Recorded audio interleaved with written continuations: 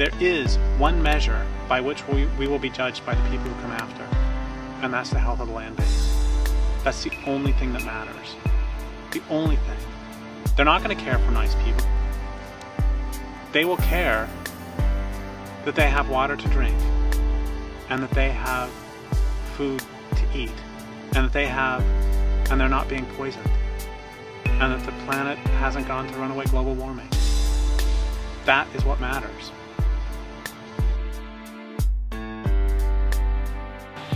But until people understand that, you can argue with them all you want, and you won't get anywhere.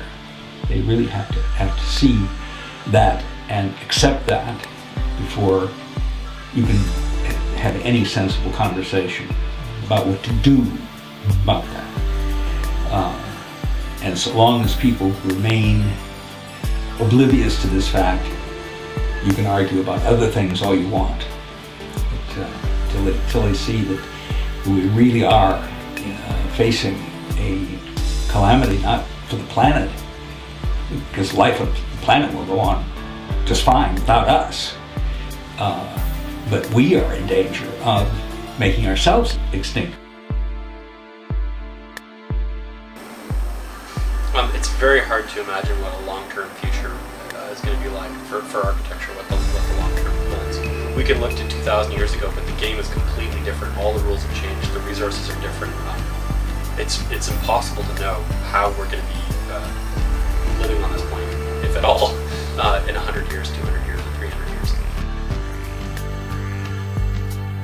years. The industrial experience was a story with a beginning, a middle, and an end.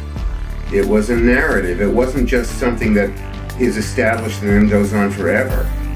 That implies that we're going to need to know how to do engineering on a small scale, on a local scale, on a doable scale, on using materials that are common and still available, and technologies that are not too high. That's why for me, give me the space that I need. It's not a lot. Make that space efficient. Make that space healthy.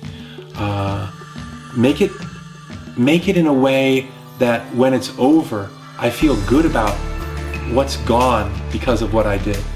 And make it in a way that when I'm gone, it itself is just going to melt back into the earth, and it's not going to be a big eyesore. It's not going to be a gash out of the forest. My house is not going to be a gash out of the forest.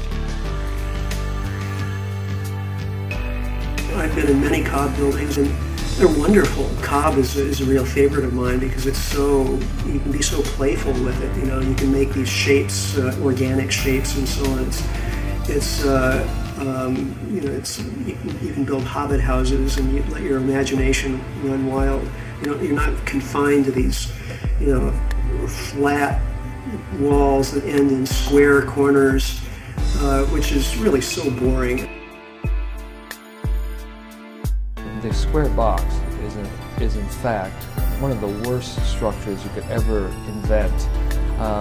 You notice that nature never has anything square.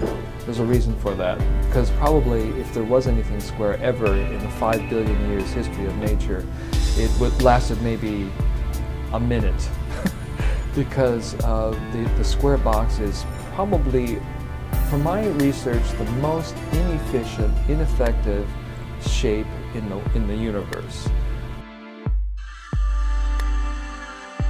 We need to reinvent these ideas around sheltering ourselves such that it allows us to enhance community, because in the energy scarce future, the real social security will be being on good terms with your neighbors. So we need to figure out how our living arrangement can support that, can support us being on good terms with our neighbors, being friends, being there, showing up for other people who live near us. Is it possible to offer people a different cultural paradigm? What's really important to us is our relationships with the people around us, our relationship with the place that we live, our relationship with the stuff in our lives that we eat, that we clothe ourselves with, that we build with. By focusing on those relationships, I think there's a positive ripple effect that will lead out into the rest of the world.